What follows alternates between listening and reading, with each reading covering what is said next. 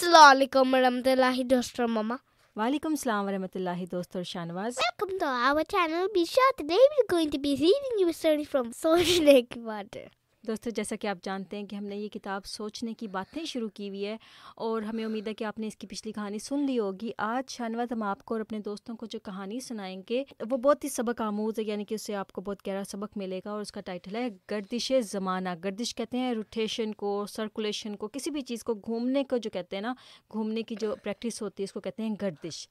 تو ہم دیکھتے ہیں اس میں کیا ہے. بسم اللہ الرحمن الرحیم. دوستو اور شاہنواز حضرت مسلم موعود رضی اللہ تعالیٰ عنہ فرماتے ہیں کہ تاریخوں میں ایک واقعہ آیا ہے. تاریخ کہتے ہیں ہسٹری میں. ایک امیر شاعر ایک دن حمام میں نہانے کے لیے گیا, یعنی کہ پچھلے زمانوں میں ایسے ہوتا تھا کہ باتھ رومز گھروں میں نہیں ہوتے تھے, تو لوگ باہر جو انہوں نے جو بنائے ہوتے تھے نا, جیسے پارلر ہوتے ہیں جہاں پہ جاتے ہیں گرومنگ کے لیے, تو وہاں پر وہ نہانے کے لیے ایک پوئٹ تھا, وہ گیا وہاں پر,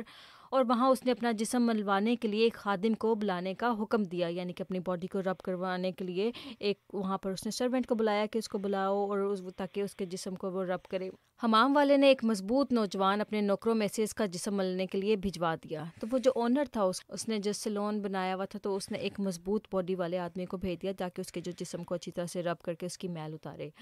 جب اس نے تہبند وغیرہ باندھ لیا, یعنی کہ جو شاعر جو تھا, امیر شاعر تھا نا, وہ اس کے پاس کافی پیسے تھے, تو اس نے جب اپنے تہبند کہتے ہیں اپنی باڈی کو لوور پارٹ کو کور کرنے والا کپڑا, اپنے کپڑے اتار کر حمام میں بیٹھ گیا اور خوشبودار پانی اپنے جسم پر ڈالا اور خوشبودار مسالے خادم نے اس کے جسم پر ملنا شروع کیے. یعنی کہ وہ جو واٹر تھا جس میں وہ نہاتا تھا, اس کے اندر بھی انہوں نے کچھ ایسی چیزیں ڈالی ہوئی تھی جس کی وجہ سے اس میں سے خوشبو آتی تھی, اور کچھ ایسے مسالے تھے, یعنی کہ کچھ ایسی چیزیں اور تھیں جس سے وہ باتھ لیتے تھے تو ان کی باڈی سے پھر خوشبو آتی تھی. تو خادم نے اس کے جسم پر ملنے شروع کیے, تو اس وقت کی کیفیت اسے ایسی لطیف میں معلوم ہوئی کہ اس نے اپنے نفس میں موسیقی کی طرف رغبت محسوس کی. یعنی کہ جب وہ باتھ لے رہا تھا تو پھر آہستہ آہستہ اس کو لگا کہ اس کو نا میوزک, جیسے اس کے دماغ میں کوئی میوزک سے جیسے بجنا شروع ہو گیا, اور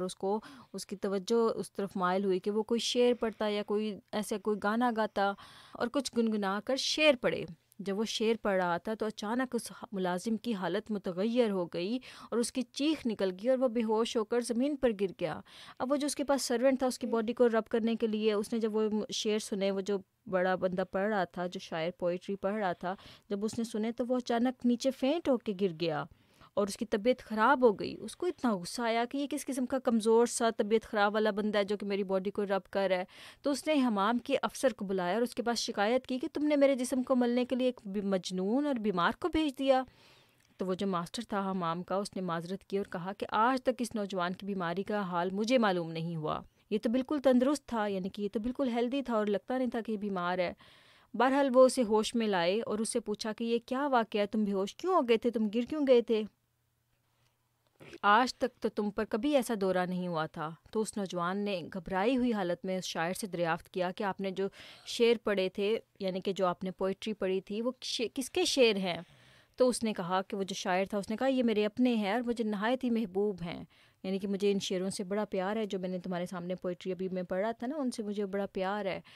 پھر وہ اپنی سٹوری بتاتا ہے. وہ جو امیر شاعر تھا نا جو نہانے کے لیے کیا ہوا تھا, اس نے کہا کہ میں بہت غریب تھا اور نانے شبینہ تک کا بھی محتاج تھا, یعنی کہ میرے پاس تو روٹی کے بھی پیسے نہیں ہوتے تھے. تو اتفاقاً مجھے معلوم ہوا کہ فضل برمکی جو ہارون الرشید کے وزراء میں سے ایک وزیر تھا اور یحییٰ برمکی وزیر اعظم کا بیٹا تھا, اس کے ہاں ایک بیٹا پیدا ہوا تھا, یعنی کہ ایک بہت بڑا آدمی تھا, اس کے ہاں بیٹا پیدا ہوا ہے. تو شاعروں کو دعوت دی گئی, بڑے بڑے جو پوئٹری کرنے والے لوگ تھے نا, ان کو بلایا گیا اور کہا گیا کہ آ کے ہمارے لیے, ہمارے بیٹے کے لیے اچھی سی پوئٹری پڑھیں. پھر جو مقابلے میں اول آئے گا اسے انعام دیا جائے گا. چنانچہ میں بھی قسمت آزمائی کے طور پر شعر کہہ کر اس مجلس میں حاضر ہوا, چند شعر کہہ کر اس مجلس میں حاضر ہوا. اور جب میری باری آئی تو میں نے وہ شعر سنائے. فضل برمکی اور اس کے بھائیوں کو اور اس کے باپ کو یہ شعر ایسے پسند آئے کہ انہوں نے لاکھوں روپیہ مجھے انعام میں دیا. اب وہ جو پوئٹ کہتا ہے کہ میں کسی بہت بڑے بندے کا کوئی بیٹا پیدا ہوا تھا, میں نے وہاں پر کیا اور میں نے شعر پڑھے اور ان کو اتنے پسند آئے وہ میری پوئٹری کہ انہوں نے مجھے بہت سارے پیسے دیے, بہت سارے انعام دیا اور گھوڑے دیے, اور اتنا زیادہ وہ اور قالین اور غالیچے اور عطریات کا اتنا بڑا خزانہ میرے حوالے کیا کہ میں دیکھ کر حیران رہ گیا. تو وہ جو جن کے گھر میں بیٹا ہوا تھا, انہوں نے اتنے زیادہ اس کو گفٹس دیے کہ وہ جو پوئٹ تھا وہ حیران رہ گیا کہ میں تو اتنا غریب انسان ہوں, اچانک اتنے زیادہ مجھے سب کچھ چیزیں مل گئی ہیں. اور میں نے کہا کہ حضور میرے گھر میں تو اس کے رکھنے کی جگہ بھی نہیں ہے. تو انہوں نے کہا کہ فکر مت کرو, فلاں محلے میں فلاں بڑی عمارت کو ابھی ہمارے خادموں نے تمہارے لیے خرید لیا ہے۔ تو انہوں نے کہا کہ کوئی بات نہیں، ہم تمہیں گھر بھی دیتے ہیں اور یہ ساتھ میں گفٹس بھی دیتے ہیں، تم ان گفٹس کو لے جاؤ اور اپنے گھر میں رکھو، اور ہمارے خادم یہ سب مال اسباب اس نئے محل میں ابھی ابھی پہنچا دیں گے، اس دن سے میں عمرہ میں شمار ہوتا ہوں۔ تو وہ بندہ کہنے لگا کہ جس دن مجھے شعر میں نے وہ پڑھے، اس کے بعد مجھے گفٹس ملے، اس کے بعد میں اچانک امیر ہو گیا اور میرے پاس اتنے زیادہ پیسے آ گئے، اور مجھے یہ شعر نہایت ہی پیارے ہیں کیونکہ انہوں نے میری حالت کو بدل دیا اور تنگی سے نکال کر فراغت سے آشنا کیا۔ اس پر وہ جو سرونٹ تھا نا جو کہ اس کی باڈی کو رب کر رہا تھا، اس نے کہا کہ جانتے ہو کہ وہ شعر جن کی وجہ سے تم اس مرتبہ کو پہنچے، جس بیٹے کے لیے کہے گئے تھے، وہ میں ہی ہوں۔ تو اس نے کہا کہ تمہیں پتہ ہے کہ وہ بچہ جو تھا جس کے لیے تم نے پوئٹری پڑھی تھی اور اتنا زیادہ تمہیں انعام و اکرام باپ نے دیا تھا، وہ بچہ میں ہوں، اور اب میں بڑا ہو گیا ہوں، لیکن ہماری ساری جو عمارت تھی، ہمارے سارے پیسے جو تھے ہمارے پیرنٹس کے، اور ساری وہ چیزیں امیر جو رچنس تھی وہ چلی گئی اور اب ہم غریب ہو گئے ہیں۔ جب میں نے یہ شعر تمہاری زبان سے سنے تو مجھے وہ واقعہ یاد آ گیا جو میں نے اپنی دائیں اور کھلائیوں سے سنا ہوا تھا کہ تیری پیدائش پر ایک شاعر کو اتنا انعام دیا گیا تھا، اور میں نے کہا کہ وہ بچہ جس کی پیدائش پر یہ انعام دیا گیا تھا، وہ جن شعروں کی وجہ سے انعام دیا گیا تھا، وہ شعر آج ایک اجنبی حمام میں استراحت و آرام سے پڑھ رہا ہے، اور وہ لڑکا جس کے لیے یہ شعر کہے گئے تھے خادم کی حیثیت سے اس کا جسم مل رہا ہے۔ اس شاعر پہ اب جب اس شاعر کو پتہ چلا کہ یہ تو وہی بچہ ہے جس کے لیے میں نے شعر پڑھے تھے اور اس کے پیرنٹس نے مجھے اتنا امیر کر دیا تھا، اور یہ بیچارہ آج ایز اے سرونٹ میری باڈی کو رب کر رہا ہے، تو وہ اتنا اپسیٹ ہوا اور اس کو اتنا اثر ہوا کہ وہ اس کو چمٹ گیا اور رونے لگا، اور اس نے کہا کہ میری ساری دولت تمہارے باپ دادا کی دی ہوئی ہے، یعنی کہ میرے پاس جو کچھ بھی ہے تمہارے پیرنٹس نے مجھے دیا تھا، اور یہ تمہاری ہی دولت ہے، تم میرے گھر چلو، میں خادموں کی طرح تمہاری خدمت کروں گا اور تمہیں کوئی تکلیف نہیں ہونے دوں گا۔ اس لڑکے نے جواب دیا کہ جس ذلت کو ہم پہنچ چکے ہیں وہ پہلے ہی بہت زیادہ ہے، اب میں اس کے ساتھ یہ مزید ذلت نہیں خریدنا چاہتا، جو انعام میرے باپ نے دیا تھا وہ جا کر خود استعمال کرنا شروع کر دوں،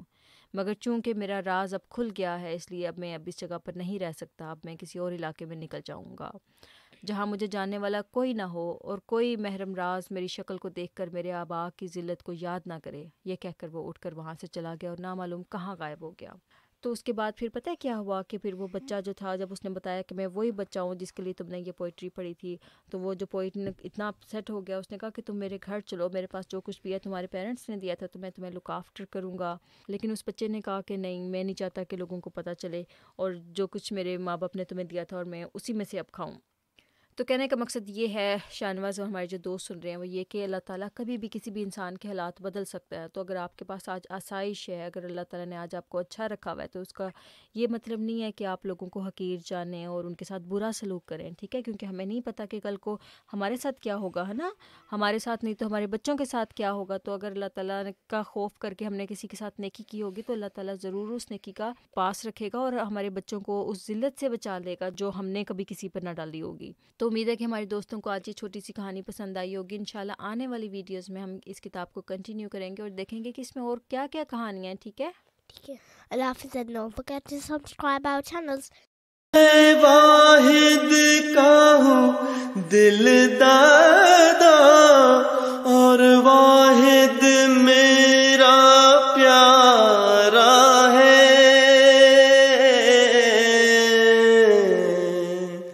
اور واحد میرا پیارا ہے، گر تو بھی واحد بن جائے تو میرا